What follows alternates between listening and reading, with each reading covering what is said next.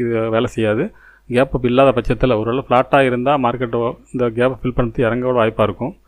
ஆனால் நாளைய பொறுத்தளவுக்கு கேப் அப் இருக்க மாதிரி தான் எனக்கு தோணுது. ஒருவேளை கேப் அப் இருந்துச்சுன்னா அடுத்த மூமெண்ட்ஸ்னு பார்த்தோம்னா இந்த சேனல் அப்படியே ஓகே ஒரு நிமிஷம் ஃப்ரெண்ட்ஸ், இந்த சேனல் அப்படியே காப்பி பண்ணி மேலே தூக்குறேன்.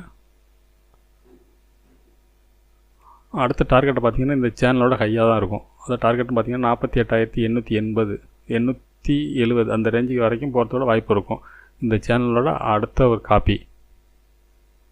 இப்போ சப்போர்ட் எடுத்திங்கன்னா 47,680ங்கிற ஒரு சப்போர்ட்டாக இருக்க வாய்ப்பு இருக்கும். மேலே ரெசிஸ்டன்ஸ் எடுத்திங்கன்னா இப்போ கடைசியாக ரீசெண்டாக பண்ண ஹைன்னு பார்த்திங்கன்னா 47,880 அப்படிங்கிறது ஒரு ரெசிஸ்டன்ஸாக இருக்கும். அதோட கீழே சப்போர்ட்டும் பார்த்தா டேயோட லோ.